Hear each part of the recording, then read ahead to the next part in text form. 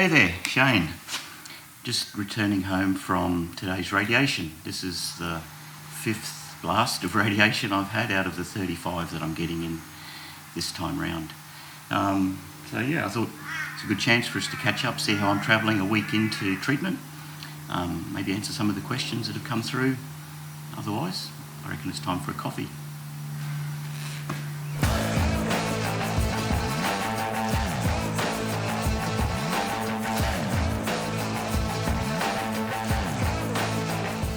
Hi there. So, like I mentioned, it's the end of my first week of radiation, 1 week out of 7 in this course.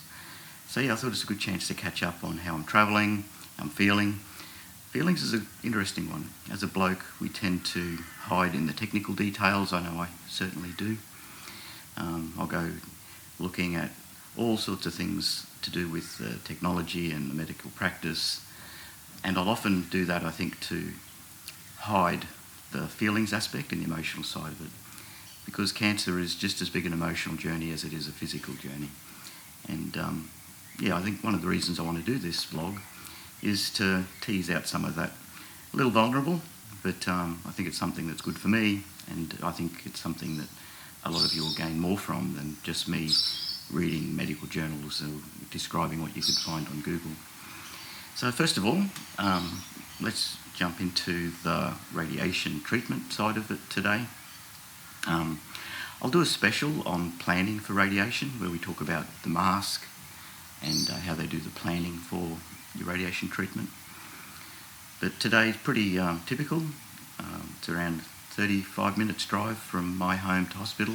I'm really fortunate that I'm so close.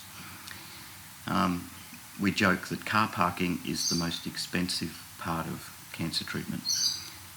In Queensland, Australia, our public health system is magnificent, fantastic. I've not really had to pay much at all for what is now my third attempt to cure this cancer. But you pay a little bit for some of the over-the-counter medicine, and car parking. Car parking it's just crazy. Talk to your social worker at your hospital. You can get a discount voucher at some hospitals, certainly the one I go to. You get a 50% concession if you're there regularly, as I am. So, to the radiation. Unfortunately, I can't film some of this. We're not allowed to film in the public hospital. We'll go to the oncology area and check in at reception. And I'm on a machine called a linear accelerator, LA6. And it's a tomotherapy machine, which is one of the latest, greatest machines in terms of being able to direct the radiation beams to exactly where the tumour is. The radiation beams are being directed at the tumours, at the cancerous areas in my body, to within 2 millimetres of accuracy, or around 1/16 of an inch in the old scale. Now you can imagine that if my body moves even the smallest amount, I cough or hiccup or sneeze, those radiation beams are going to miss their target. So you have what's called an immobilization mask. And I'll do a special on radiation planning, where we talk about the mask and getting ready for radiation. But it's certainly one of the tougher parts of radiation. I can go into a special place in my head and not worry about it, but I do understand it could be really stressful and claustrophobic for people to be literally pinned to this bench while you're fed into the machine that shoots the radiation at you. So, we'll explore that separately. The radiation treatment itself takes about 20 minutes. So they put you into the machine, do a quick scan to make sure that you're centred correctly. Then they do some fine adjustment, and then they fire the beams for around 15 minutes. They usually got some nice background music, so it's not so bad. Now, that's the process. Let's talk about the impact of radiation. You would have seen perhaps on Google or in the information the hospital's given you that it causes fatigue and it's cumulative. In fact, all of the symptoms of radiation and chemotherapy, in my experience, are cumulative. Day on, day out, day in, day out, it just adds up. And at the end of 7 weeks, you're carrying a lot of weight of treatment. And it takes weeks for that to completely work on your body before you start to cure.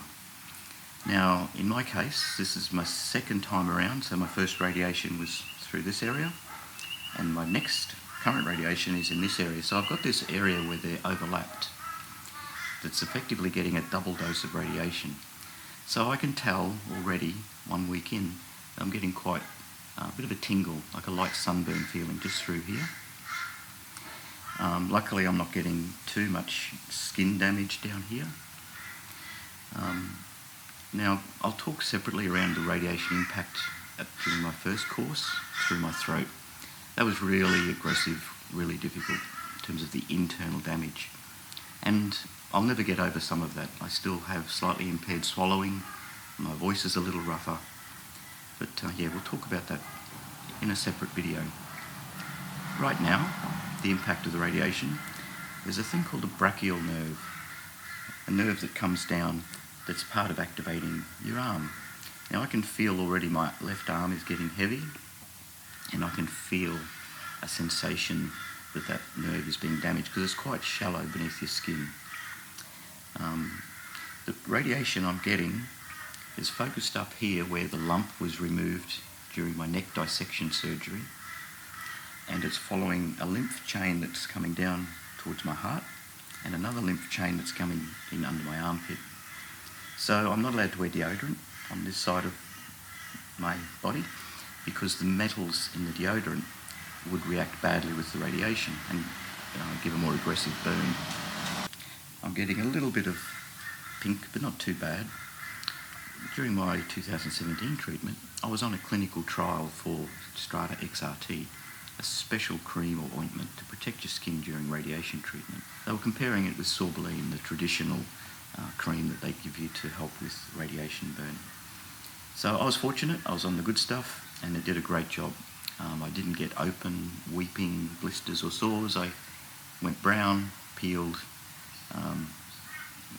On the whole, it wasn't too bad compared to some of the other poor people I saw going through treatment. And as a result of that trial, Strata XRT is now given for free to all radiation patients at the hospital that I'm attending. Now, if you're not fortunate to be getting it for free, it's around $100 a tube, but believe me, it's really worth it. It did a great job of protecting my skin last time. So I'll put the link for Strata XRT down in the comments. Now, a couple of the other side effects I've been warned may sneak up on me through radiation. Because they're radiating this central part of my chest, I've been warned that I may likely get internal burning of my esophagus, which is of course the tube that takes food into your stomach. So I've got some reflux medicine just to make sure that those acids don't start pushing up and getting into the esophagus and making it even more tender than the radiation is causing. And because the radiation is over the left side of my chest, I've also been warned that I may get a cough and a bit of fluid build up because my lung will be irritated by that radiation. So we'll keep an eye out for that over the coming weeks, and I'll let you know if any of those symptoms start to manifest. Thankfully, I'm not expecting any hair loss this time. Last time the radiation buzzed where it went through the back of my head, all of the bottom of my scalp, all the hair fell out, and I can no longer grow a beard or a goatee. My identity's essentially changed because the radiation has stopped the hair follicles on my face, and I just get a little bit of teenage fuzz now. So shaving isn't such a big deal.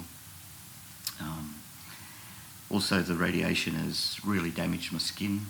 I've always been out in the sun and probably had skin damage anyhow, but I've certainly noticed around my face, lower half of my face and neck has aged considerably in only the last 2 to 3 years. Now, if you're getting radiation anywhere in your face, your neck, particularly if you're a guy, of course, shaving. Now, if they don't advise you to, really best to go out and get yourself an electric razor, because your skin will become so sensitive and may even start to weep that you really don't want to be dragging a razor across your skin. So get an electric razor. I just got a cheap one that I can take in the shower as well, and I found that's pretty useful. I've got a double reason for having it. From the neck dissection surgery that I had, all this side of my cheek and my neck is now numb, so I can't actually feel the razor blade and tell if it's biting into my skin, so I use an electric razor for that as well. So tomorrow I go in to get a bit of maintenance done before Thursday's chemotherapy.